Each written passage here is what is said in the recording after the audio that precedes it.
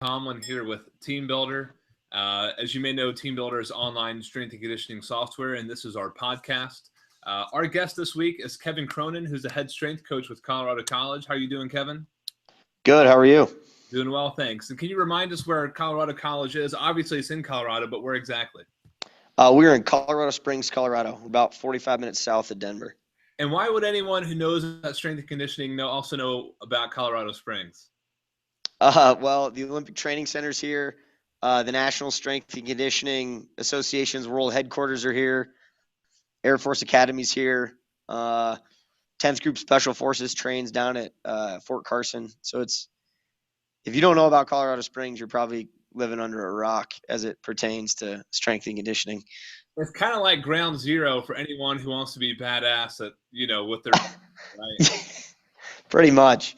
It's a great place to live, man. Honestly, it's I held a networking event at our facility in I think this spring of 2013, and we had 55 attendees, and they're all people from the state. So it was cool. That's pretty cool. I just went to a clinic that had about 55 attendees, but it wasn't all from the state. It was in Pennsylvania, but they came from Maryland, New Jersey, wherever. So that's cool. So we have a lot of Division III coaches on the show. Team Builder started out as a tool specifically for Division III, so we kind of feel like it's our home, so to speak. And we've already been over the idea of the Division III strength coach, the challenges, the benefits. But I want to ask you specifically, what are the pros and cons to being the head strength coach at Colorado College? What is it like there? How's it unique? Can you tell us a little bit about that? Well, I think first off, we're unique because of our academic calendar. We're on the block plan, so each semester has 4 blocks. Each year has 8 blocks. Each block lasts about a month and a half, or about a month. So it's like 3.5 weeks, more or less. So that kind of, we're a Division III facility, but I think the thing that makes us super unique is that block plan. So our kids are more or less in class from 9 a.m. till noon, and then if they have a lab class, they're in class from 1 till 3, and that's Monday through Friday for more or less 3 weeks, and then they have class Monday, Tuesday, Wednesday, and then they're off midday Wednesday, and then they have Thursday, Friday, Saturday, Sunday off, and then a new block starts the next week. So, I would say that it's a pro and a con to have that academic calendar. We're lucky enough that our kids have a very structured schedule, and things more or less have to work around the block plan. We don't have teams practicing at 10 a.m. and lifting at 11, and things roll before class and after class. So that's it's good, but the other side of it's Brian Mann just put out that article with regards to injury rates and high stress times with academics, and our kids more or less have midterms on the second week of the block, and then they have finals on the 4th week of the block. So our kids are being exposed to pretty high level academic stresses every month. So that's kind of a con. But we have 2 Division I sports here, so I can't complain about my budget. I can't complain about my facility. I can't complain about my staff. We have a full-time assistant and a graduate assistant. So it's it's kind of a perfect place to be. We treat all of our kids the same, whether it's Division III or Division I. Everybody's held to the same standard. So our Division III kids have kind of just fell in line. I think we hold our kids to a high standard? Yes. I would think most colleges or universities across the country hold their kids to the same standard that we do. But yeah, it's a cool place. But the block plan is kind of what governs our day to day. Right. Your 2 Division I sports, hockey and women's soccer, correct? Yep. Okay. And do you see you already said it, there's a benefit, somewhat of an advantage to having that. Would you say it's an advantage for a Division III program to have 2 Division I programs? Yeah, we battled a lot of people early on because, I think there's this stigma around Division III athletes that they don't care, and that they're, that's why they're Division III is because they don't care. And I think that's the exact opposite. There are instances where our Division III kids and our women's soccer program were doing things that our ice hockey program weren't doing. You know what I mean? Like when it comes to standard and it comes to kind of doing the little things right, our Division III kids set an excellent example. They might not be the strongest kids in the world. They might not be the fastest. They might not be the most powerful, but they come in and they know how to read the training sheet, and they kind of work their tails off every time they come in the door. And so for me, it's like I think our Division III kids have been a pretty solid example for our ice hockey program, and because they were off campus for a while and weren't really in our system, so to speak. So, when it came to communication and learning how to read the sheet and doing things the right way, I think a lot of our Division III kids were a pretty good example. But there were people that said that, well, we don't want our Division I kids mixing with our Division III kids because Division III kids would be a bad example.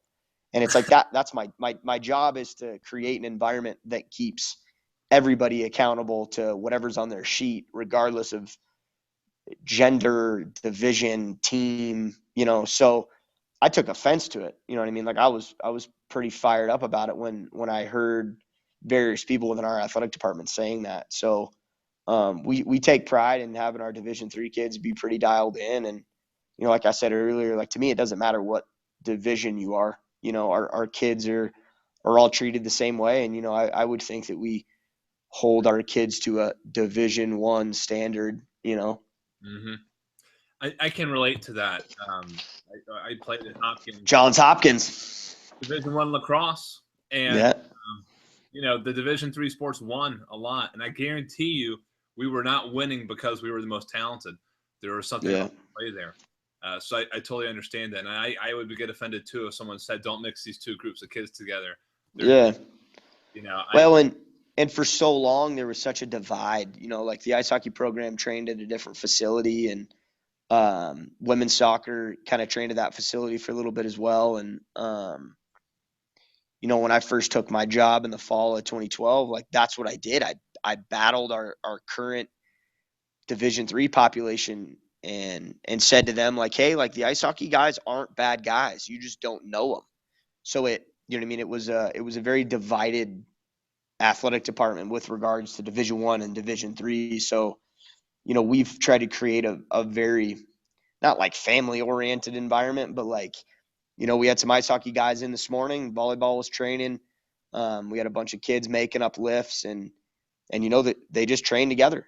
Granted, our ice hockey guys throw up some more weight with regards to some of our other sports, but that's the difference. It's ice hockey guys are a little bit stronger than some of the kids we have on campus, but it's interesting. Were you around when you had the football program? No, I was not. They cut it in I think 2007, maybe. Okay, so almost a decade ago. Yeah. Have you been the strength coach for a football program before? I had the distinct pleasure of helping Coach Shannon Turley out at Stanford in the summer of 2009. And then I got offered an internship at the University of Texas to more or less go help with the football program. So kind of before I moved to Colorado Springs, I was like a football guy, right? Like I'd spent some time with Stanford in the summer of 2009, and then they did some big things in the fall of 2009. And when I was at Texas, we didn't have the greatest of years, but that's what I did. You know what I mean? I was around football programs up until I got here. So yeah, I've been around football programs. And you have the Division I hockey team, which without a doubt brings Division I intensity, I'm sure. But I've spoken to coaches before who have football backgrounds and don't do football now, and they say they miss it. They're not going out of their way to go find a new football team to train, but they said there's a little bit of a difference there that they kind of miss. Do you have an impression? You know what I say to people? I say, well, we have men's lacrosse. Like we've created an environment here where our lacrosse team loves to train. Like our kids are coming in on Monday mornings after class, and they say, are we lifting tomorrow? Are we coming into the weight room? So we've got kids that like to train, and we got 55 guys on our lacrosse team. It's not 100. But, I would think that if we didn't have lacrosse, maybe, but, like we can get pretty rowdy and kind of bang into each other a little bit during sessions, and I get to kind of go berserk a little, which is nice. But no, I wouldn't say I miss it. You know what I mean? I think football is a very, like running out of the tunnel is super cool. Running out of the tunnel in front of 80,000, 100,000 people is super cool. But I don't know. I wouldn't necessarily say I miss it, but I would also say, I guess it's not like I don't miss it, Right. but I understand. Recently at this clinic, and this stood out to me, a coach, I believe it was Todd Hammer at Robert Morris, said, culture is part of, for strength coaches, understanding where your kids come from so that you know how to communicate with them. And he said it's important for every school to know where the kids come from. He talked about the distinct athlete that he got at RMU. Can you define where your athletes come from, and then how you create a culture around that? Is it something where the culture exists and you make them conform, or do they contribute to the culture based on where they come from? I think life's about finding a middle ground. When I first started, I had the my way or the highway mentality with things, and certain groups didn't respond to that. So I had to make some adjustments with regards to how I interacted with our kids to get buy-in. I'm not making this up. I've heard this. Our president does an economics of higher education talk that I've heard, and the kids that go to Colorado College, their parents are in the top 5% of annual incomes in the U.S. So our kids come from a background that, that's their background. So, in a lot of cases, there's some kids that have kind of been in situations where nobody's said no to them, or nobody's done various things, and I'm the first one in their life that is keeping them accountable to things and what have you. And that's not to say that just because they come from a family that is in the top 5% of annual incomes in the US means that those things come from that. But we struggled a little bit early on with the ways that I interacted with our kids, and the way the kids interacted with me. And so, we had to create an environment that was accountable yet inviting. We had to make sure that we were keeping our kids to the standard that we wanted, and we also had to make sure that we were creating an environment that the kids wanted to come train in. Because as you know, when the off season hits, for our Division III kids, it's all voluntary. And with regards to that, I can't report attendance to our coaching staff. So, we struggled. My first year we struggled for sure. But it was also a fitness center for about 7 months, so everybody on campus could utilize my facility to train, which is common Division III, right? Without question. And so we, we kind of had to battle the general population, and we had to put signs up on racks to say, hey, men's soccer has these 4 racks, and it, it definitely affected what we could do training wise, just because of the logistics. But yeah, we had to adjust to, I think it's like that anywhere, right? Like, you go to Alabama, if you've been somewhere before Alabama, like, you're going to have to adjust to the demographic of Alabama, whatever that may be. So, I don't think about it that much. I don't go, oh, our kids are from, households that are in the top 5% of annual incomes. Like, I treat our kids like I would treat anybody, and so early on I didn't, early on I treated them like they were the men's tennis team from the University of Texas, and, I was screaming and carrying on, but, we just found a better way to communicate. And, our kids are pretty smart, and, so that helped. When we tell our kids why we're doing what we're doing, they bought in a little bit faster, instead of just saying, like, we're doing this because I said so. We change it to, oh, we're doing this because of, and that helped a lot. Gotcha. Cool. Next question for you here. Division I athletes train separately than the Division III athletes in the past. Now they train in the same facility, correct? Yes. And Is there any difference in how you train the incoming Division III athletes and the incoming Division I athletes? You know what I mean? Typically, like regardless of who they are, like especially with our women's soccer program, like a lot of those girls don't have a massive training background. Mm-hmm. So what we've kind of done is the unfortunate thing with fall sports is you don't really get the kids till they show up. Like yeah, you can send them a summer training packet. I was lucky enough that some of our kids this summer communicated a little bit better than kids in the past. But we usually put, regardless of sport and regardless of time of year, like if the main group, right, like if all the older kids are front squatting or back squatting or what have you, our freshmen come in and they all goblet squat, all of them. Doesn't matter who they are. We usually put them on a 6-second eccentric, and then we slide into our second month of training where if they're capable of goblet squatting well, we usually move them to front squat. If not, we keep them on goblet squat. But the second month of them even being on campus is a 4-second eccentric. So we do 8 weeks of submaximal eccentric training with those kids. Typically, we try to keep it bilateral. You know what I mean? We don't do a whole lot of unilateral, like loaded unilateral work in season because it typically makes our kids super sore. And then the coaches yell at me. But yeah, like we do that with everybody. Ice hockey's in a spot where the freshmen that come in are, like our ice hockey kids train. They train before they get here. So most of the time we're trying to teach them what we expect from them with regards to their technique. But normally, like based on move technique at a facility or something like that. Yeah, like a lot of hockey players have a guy. Yeah. They have a guy who's done this, that, or the other with them. So we usually have to say, hey, these are our standards. Like those might not have been the standards before you got here, but these are the standards now. Right. But that's kind of something that we do just as like like we don't really have levels. You know what I mean? Like we don't have a gold program and a black program and a tiger program.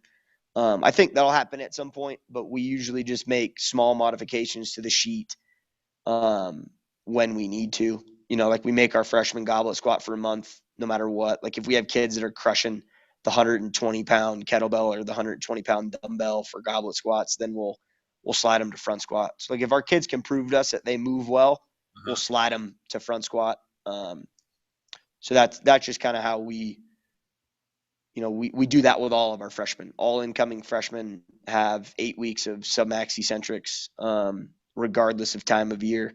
Right. So let's talk about, you mentioned the coaches, always an interesting topic to me because I always say that the strength and conditioning field, people think of it from the outside as a humans to weights industry or humans to machines industry, but it's not. Yeah. Humans to humans. No. It's you and athletes and you and coaches. So tell me about the relationship that you have with the coaches at Colorado College, how that's evolved since you've been there. I think our coaches, we functional movement screened 288 kids my first 2 weeks here. And that wasn't anything other than me trying to find out where we were at. Mm-hmm. We ended up having training programs that were based on overhead deep squat score. So if we had a kid who was a 1, we made him do this. If we had a kid who was a 2, we made him do this. We didn't have a whole lot of 3s. So, I got a lot of buy-in from our coaches early on because I took all of our FMS scores and went into the coaching offices and kind of red flagged some kids. Our men's soccer program in the fall of 2012 had like 4 kids that were like 9 or lower. We had a kid who was a 7. So I went into their office and said, hey, you have some kids that might go down. They might not, but they might go down. They might have some soft tissue problems. They might have some non-contact stuff. This is me just telling you this. Like we're working on it, right? We're trying to do what we can to minimize the likelihood of that stuff, but there's a chance that kids might go down. And we had some kids go down. We had some hamstrings and some hip flexors, and we didn't have a whole lot of knee issues my first year. So I got a lot of credibility. I just presented in South Dakota on Saturday, and And it was like good and it was bad, right? Because I told these coaches that these kids might go down, and they did. And the coach was like, "Oh yeah, like you told me that was going to happen." So it's like I got buy-in from coaches early because I told them their kids might get hurt, and their kids got hurt. So it was interesting, but I think that helped us a lot. We have a lot of work to do in certain spots. I think as strength and conditioning professionals, like we're all pretty analytical. And I think sometimes coaches aren't as analytical with things. But because they're much more intuition, the kind they want to feel. They're just they're very reactive.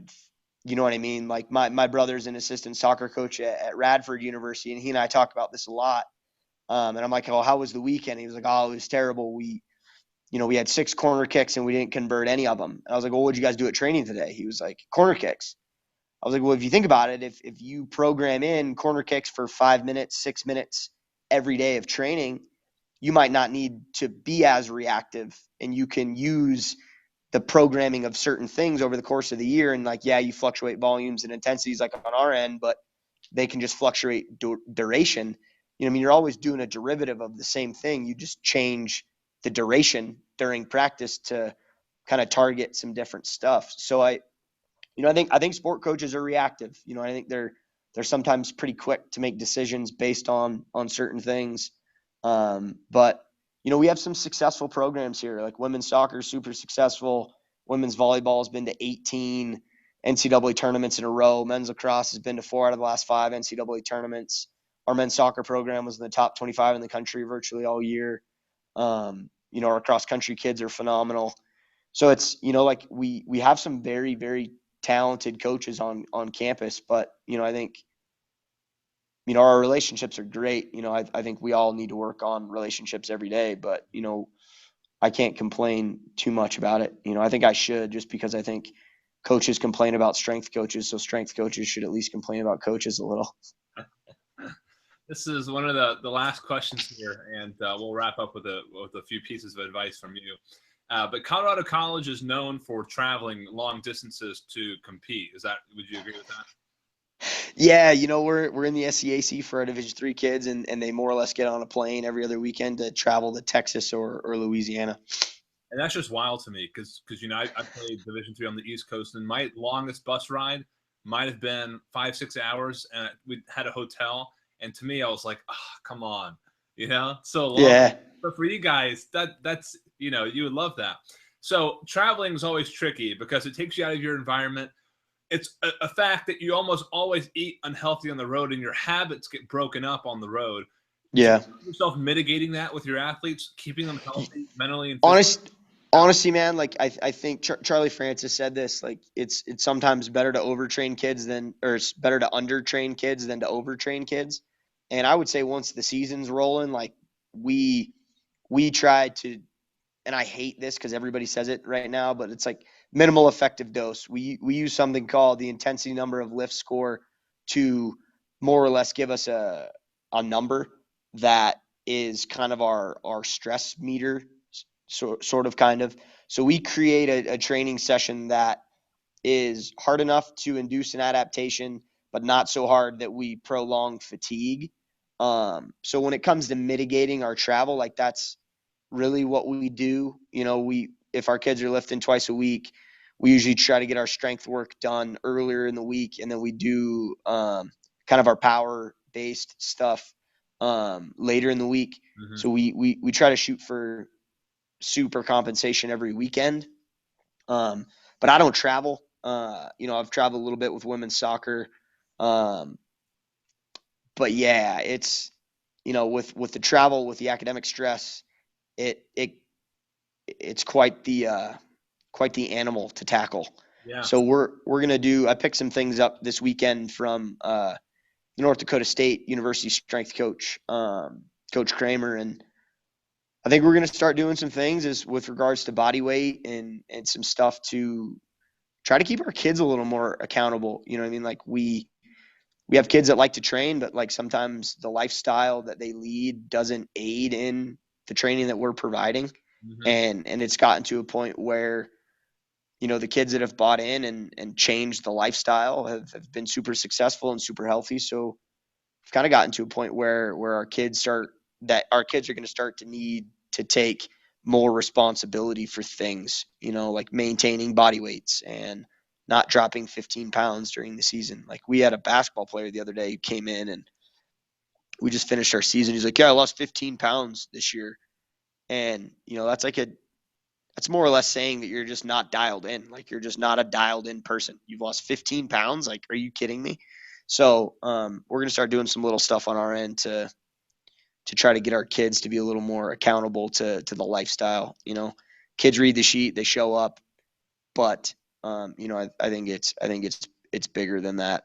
And you could say the field is heading in this direction where we understand that the kids are in our control in the weight room for 1 hour a day. There are 23 other hours in the day, and what they do during those 23 hours affects the outcome. Without question. Without a question. And how can we, reach into, without being Big Brother, we don't want to. Yeah. But how can we influence better outcomes? I think for me personally, as a technology guy, mobile is going to be the way to do that. For sure. Yeah. Connected is with their mobile phones is the only way.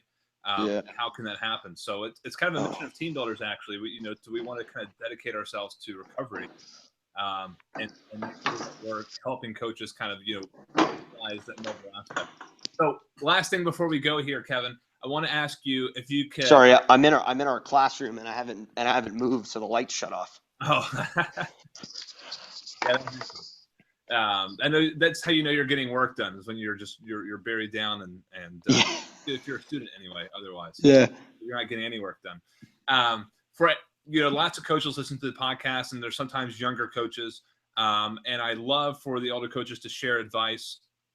Some common advice we've gotten is, I should have networked earlier in my career, or I should have invested into the kids more by talking to them. What's your advice for a young strength coach, considering the context of today, which might have been different when you were starting out as you? Yeah, I just think people need to understand what they're getting themselves into.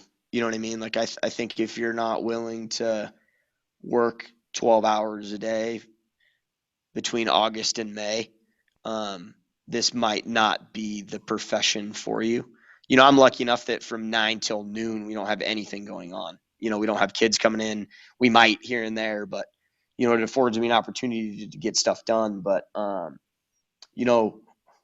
Brett Miguez, who's the head strength coach at South Dakota School of the Mines, said this. It's like, you got to be willing to embrace the grind, and I think a lot of people get into this business because they want to run out of a tunnel and they want to have a brand new pair of Nikes every fall and every spring, and they want to wear the cool logos on their chests. But, for me, it's about the kids. It's about getting 18 to 22-year-old kids ready to participate in college athletics, and for me, it's, when you get flack from your coaches about kids being out of shape and blah, blah, blah, like our jobs are to get these kids ready, and everybody invests a lot. Like, our kids invest a lot. We invest a lot. So, I think getting into it for the right reasons and being aware that it's hard to get into, you're probably gonna have to work for free for a while. And I think Ron McKeefre's "make the big time where you're at" is one of my favorite quotes. No matter where you are, it's the big time. Treat it like it's the big time. Treat the kids like they're big time, and good stuff can happen. Cool. Yeah, I get the impression that you're incredibly happy where you are, and you couldn't have just wandered into that situation. Surely you evaluated that this was a good opportunity for you. Can you share your evaluation process for other people who might be evaluating career opportunities? I was sitting at the National Strength. I worked for the NSCA for a year and a half, and phenomenal opportunity. Met a lot of people, got exposed to a lot of content. But I wanted to coach all the time. You know what I mean? I was in a spot where I was working in education and coaching in the mornings and in the afternoons. And then I was fortunate enough, this kid, Jake Worth, got a job at Ski and Snowboard Club Vail. So he left his performance center position. So I got to slide into the performance center and more or less be the full-time assistant. So I was coaching 12 hours a day, but I was coaching small groups and high school kids, and our women's soccer program and ice hockey were around, and I just got to a point where I knew I wanted to be a college strength coach, and this job opened and I applied for it, and they more or less called me and said, "Hey, here's the salary." And I knew in the back of my mind that it was going to be like a $4,000 pay cut, living in the same town, just a different commute. And I didn't think twice, So I think when I guess for me, it's like I didn't really even evaluate the situation. They said, "Hey, you're going to come to Colorado College. You're going to be the Division III strength coach because currently the Division I programs are covered." And I said yes. You know what I mean? I jumped on it. An opportunity. I was 27 at the time. An opportunity to train people and kind of build a program from scratch. We did $27 million worth of renovations, so the facilities weren't ever a question.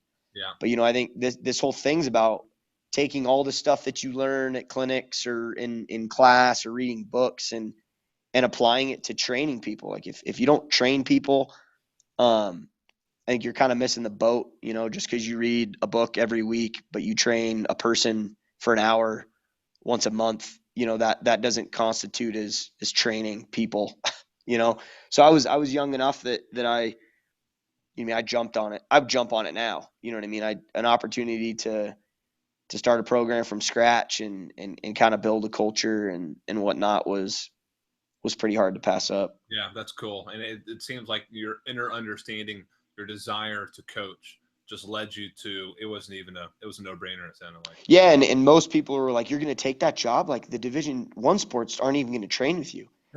And I was like, I don't really care. Like people are people, granted like physiological adaptations and stuff are a little bit different with regards to some of our kids when you compare them to our Division I sports. But, once second semester hit, we had women's soccer full time. Ice hockey still trained on campus here a little bit off and on. But now we more or less oversee the ice hockey program now. So, we have all 17 sports. So I started with 15 and we now have 17. So you earned it. You earned your way in. I guess. You did. That's awesome. Yeah. Kevin, man, I first met you in person at the NSCA in January. Had a great time talking to you. Great speaking with you again. I really appreciate you coming on the show. And yeah, man, no worries. Well, good stuff. Everyone, thank you for tuning in. And Kevin's information I will post with this podcast when it goes up online. You can reach out to him then. It's kind of a hallmark of the strength and conditioning community. Everyone says, you reach out, networking is a big deal, and we want to help. And the older coaches always love helping the younger ones. So, Kevin, I'm sure you're on board with that. Yeah, and honestly, I take pride in like responding to emails. You know what I mean? If you send me an email, I will respond. It might not be within 48 hours, but I'll definitely respond. That's like the opposite of every strength coach. Yeah, right. And not to rag on the strength coaches, but yeah, people hate email. That's not just strength and conditioning. Yeah. Well, good stuff. From Colorado Springs, Kevin Hewitt here in Washington, D.C. with Team Builder. Thank you, everyone, for tuning in, and we will catch you later.